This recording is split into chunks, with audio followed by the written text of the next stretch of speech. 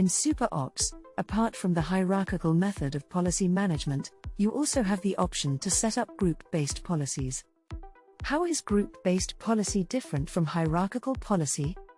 In hierarchical policy management, you will have default asset classes like Windows Server and Mac workstations, and you will be setting the policies for each class globally and overriding it on a client, site, and asset level.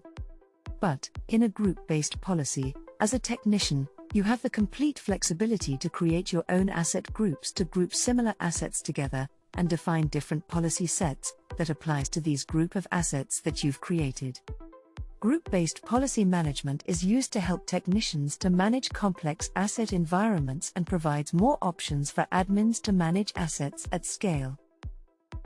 If you would like to switch to the group-based policy, you can navigate to Settings, Policy Management, and inside the Policy Management page, you'll find your hierarchical policies, along with the Group-Based Policies section below.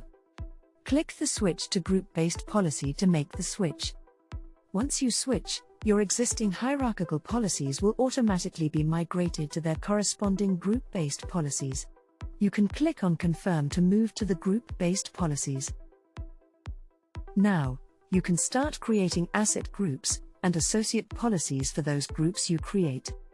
First, in order to create an asset group, you can navigate to Modules.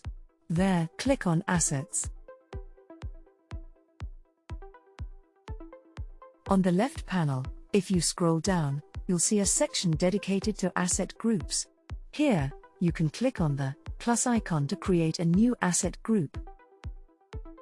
First, you can enter a name for the asset group and choose if the asset group will consist of Windows or Mac assets.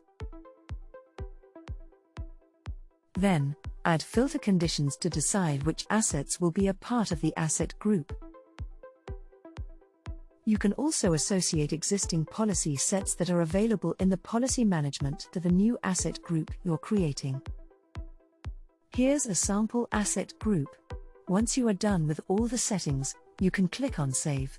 Additionally, if you want to edit the existing asset group to change the criteria and add or remove assets, you can open the asset group and click on the three-dotted icon next to the asset group name. Then click on Modify View. You can make the changes you want to the asset group and click on Save. Now, you can create policy sets built to cater to specific asset groups. In order to create a group-based policy set, you can navigate to Settings. There you can go to Policy Management. Here you will be able to create different group-based policy sets that you can associate to one or many asset groups that you have created. In order to create the policy, you can click on the Policy Set option at the top right corner. Here, you can choose if you want to create a Windows or Mac policy set.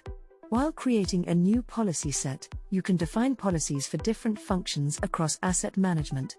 Here, you can define conditions, when met, will trigger an action, and what action needs to be performed for functions like alert management, patch management, schedule actions, antivirus, and data backup. Once you set up all the policies, you can associate the asset groups to the policy set that you are creating. You can associate more than one asset group per policy. In order to associate the assets, click on the Asset Group option. There, you can choose to create a new asset group as well as associate existing asset groups.